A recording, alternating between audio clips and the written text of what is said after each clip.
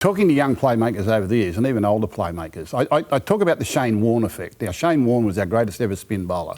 Shane Warne had probably 15 different varieties of balls that he could bowl. Flippers and wrong-uns and all sorts of things that he could bowl.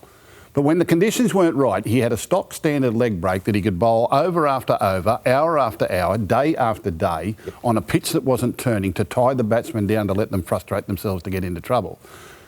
Nicho Hines doesn't have that in his repertoire. Nicho Hines has got all the flippers and the wrong-uns and all the trick shots and all the good passes and all that, but what he doesn't have is a stock standard part to his game which gives his team direction and delivery and a kicking game and takes up field position to dominate field position. It's like he's trying to bowl his trick shots most of the time, even if they're not on, and that's what gets him into trouble. So I talked to them about the Shane Warne effect, about that ability when things aren't going your way and it's not what you want to, you don't see what you want to see, to be able to bowl that stock standard ball, ball after ball after ball. Now, when I say that, who do you think of?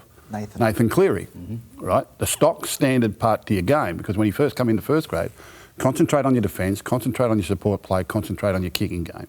Make sure the team's got direction, and that will do for 3 or 4 years. And what they learn to do is what we call grind. They learn to grind teams down and give their team the confidence and the field position and everything that they need. Unfortunately, we're young playmakers, and this is the Jonathan Thurston or the Andrew Johns or the Kalen Pongers. Everyone wants the tricky sidestep and the flick pass and the long cut-out ball and the ball that goes behind and the no-look pass. And you see kids in lower grades trying to do all this tricky stuff because that's the stuff we glamorise in commentary. That's the thing we drool over in commentary and replay over and over again is all the trick shots.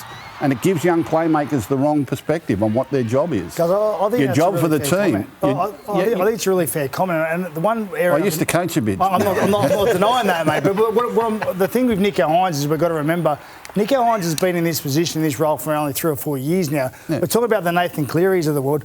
They come through as a halfback and they start in first grade as a halfback, and that's what they've always been. You've got to remember, Nicho didn't start as a halfback in first grade. You've got to build a playmaker from the ground up. He started as a utility player down in the Melbourne Storm. He had 2 or 3 years doing that. So since he's come to the Sharks, he's probably still learning that process. And we judge him so highly because he's on so much money. But I think it's probably a fair comment. And you're comparing to others. And we've got Andrew Johns, Jonathan Thurston, Cooper Cronk, 3 of the best of all time, commenting on what he does. It's not always fair. They're elite. They're special players.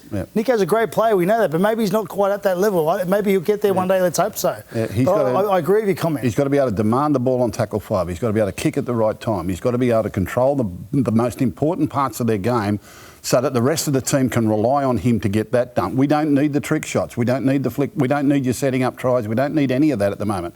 That will come naturally because he's a naturally gifted player. But put your priority into what the team needs, which is that stock standard play after play, set of 6 after set of 6, minute after minute, until it comes our way. And that's where they fell down on the weekend, because that's what Melbourne did to them, and Cronulla had no real response to it.